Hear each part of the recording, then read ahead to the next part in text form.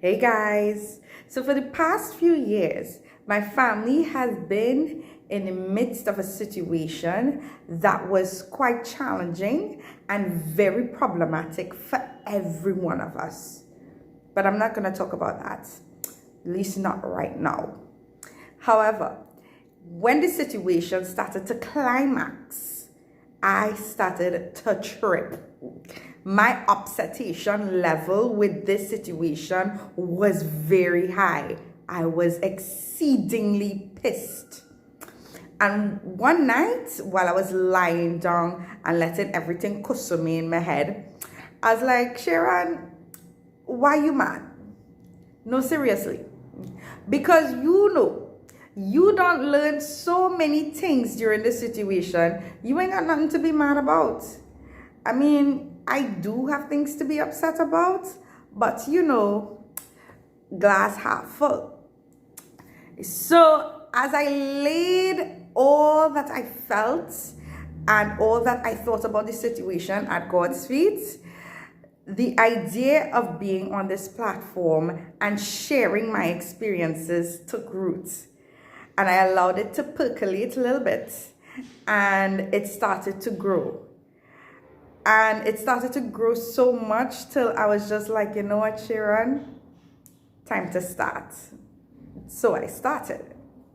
So now, because the idea came on the heels of going through this situation, I thought it only fitting to start with everything that I learned going through this situation in a series that I want to call Learning Through the Issues. So, let's start.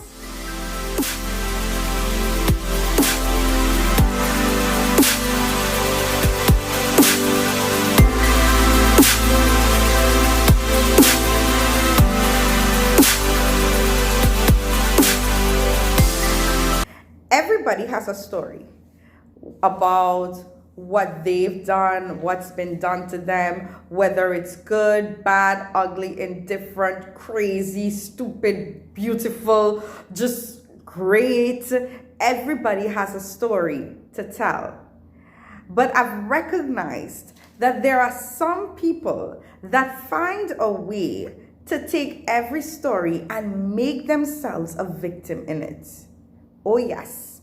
Y'all know those people, those people who be like, why nothing going my way? Oh, poor me, nobody don't like me. Why everybody always against me? Those kind of people, kind of pessimistic and never seeing anything good. Everybody always against that. Yeah. It's something called playing the victim card.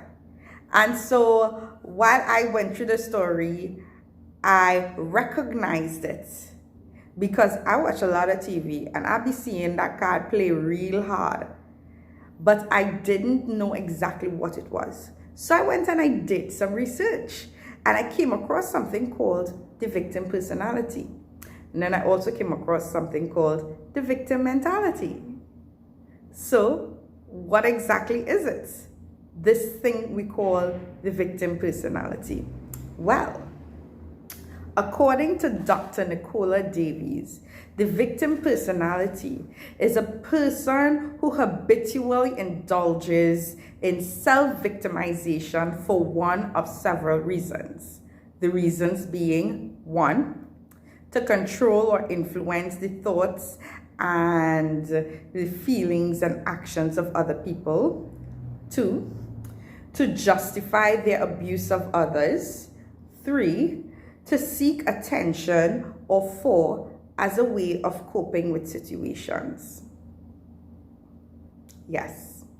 Now, here is the thing about the victim personality, as I have done research from several psychologists, and they all agreed on this one thing, that people who play the victim generally have the know-how and the means of coming out of their situation and not being the victim anymore. But they never take that opportunity because it is quite comforting to be in the position of victim and to play that role. And quite frankly, I understand why they play that role, because it works. All right? It works. Now, here's where I come in.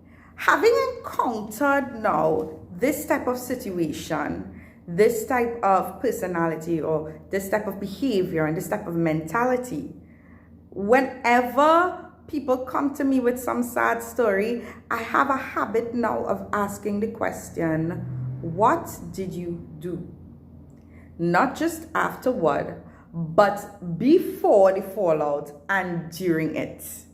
Because here's the thing about people who place themselves as victims continuously. They always tell you what people have done to them, but they never tell you what they did or said to trigger the reaction of other people that created the fallout. Right? That's thing one. So I'm just a little cautious when people come to me with sad stories, right? Because I see it at work. Now, that's not just it. Here, the next thing about the victim personality. What they do is they nag, complain, harass, and beseech others until they give in to their demands. Y'all know anybody like that? You ever been in a situation where they nag, and they come with the same thing over and over, and you say no all the time until eventually you just give in? Yeah. You are probably a victim of the victim personality. The victim card is quite effective because it plays on our sympathy. It plays on our innate desire as human beings to feel needed, to be heroes to anyone, probably, right? And as a matter of fact, I think the individuals that use this card, they make us feel important because we are the only one that understand what they're going through. Everybody else is haters. We're the only one that's showing them any kind of love and affection. They feed us those kind of things until we start to give into them. And I really believe that sometimes we get caught up and we sympathize and we show compassion to these individuals when what we really need to do is to correct them on their behavior. So I'll be honest with you all. Having seen this type of manipulation at work, I became hella skeptical. So when people come to me with this sad story, I be looking at them like this. Really? That is what happened to you, huh? So what you do? And you didn't do anything bad, and yeah, okay. That be me when people giving me the sad stories. And I had to pull myself out of that type of skepticism because you know why? It have people that come that are real victims trying to cope with their trauma. And they didn't need my skepticism and my sarcasm. So how did I begin to tell the difference between the people that are genuinely victims and really need help and compassion as opposed to the people that are just playing it? Forwards. Is it forwards? Forwards. Ask the Holy Spirit. Yes. Because this is my thought pattern and my belief. If God knows our body, because He's the Alpha and Omega, beginning and end, and He knows everything, then He can tell me how to deal with the person. Whether it is to hug them, to empathize with them, or whether it is to rebuke them and correct them. Okay? Because some of y'all know, y'all don't like, when the people come with sad stories, you don't like to say, I need to correct them. No, if the Lord tell me to correct you, I will correct you. And if the Lord tells me you need help, I will help you. But the Lord might also say to me that talking not gonna help, you need deliverance. And that's why it's important to hear the Holy Spirit, especially where this is concerned. And I'll give all you a piece of advice. If you're not sure what to say because you ain't sure you're hearing the Holy Spirit, or you just don't know what to do, hush your mouth and don't say nothing beside. Please go see a counselor. You need to go by a professional, boo, and I ain't it. I am letting you all know that I am in no way, form or fashion, a psychologist. And while I have done a great deal of reading and research on this thing called the victim personality and the victim mentality and playing the victim card, I am speaking from experience. Okay? And I'm speaking from experience because I'll tell you all, I was that girl. I was the nice girl, right? You come at me with your sad story, I will listen attentively because I think that's what you need. And when you tell me what you say, I jump on your bandwagon saying, yes, they should not do that to you. No, get all the things for you. Jump on your bandwagon without knowing the next side of the story, not recognizing that you are actually the monster in the story. I was that girl. But recognizing that there is really that manipulative manner of getting you to join my side, I'm a little more cool and laid back and mellow, and I take things in a little better than before I jump on the bandwagon. And above all, I ask my Father in heaven, what do I do? Because, let me tell you something, I'm a little slow, a little stupid, and there's a lot of things that I don't pick up.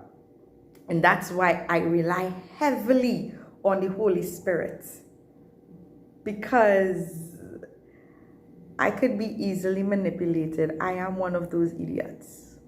Yes, very honestly. And I don't want to get caught up in the emotion of a story and support someone or something that is not right. Support someone or something that can actually be creating problems rather than actually having problems. They are their own problem, creating bigger problems.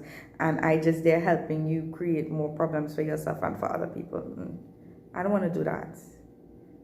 So I'm saying this because I sure it probably have somebody out there listening to me who just as stupid as me to tell you all, get your life and get your relationship with God in order so that He can help you and you wouldn't be as easily manipulated because you're relying on Him. I'm saying this to you because they got a lot of manipulators out there in this world, and a lot of the manipulation starts with a story. And if you think I lie, just check me man trying to get into your panties, telling you, coming with some nice story about he and his wife, it's them working out between them. Or the woman who trying to get in your house, telling you she and she family ain't working out very good, and she lose she job, and all kind of thing. All yeah. It's them stories that is get all you in trouble. The next thing you know, you just run with a whole story and now use an outside woman or outside man. Listen, check yourself, yeah? But you know what? That's for another time.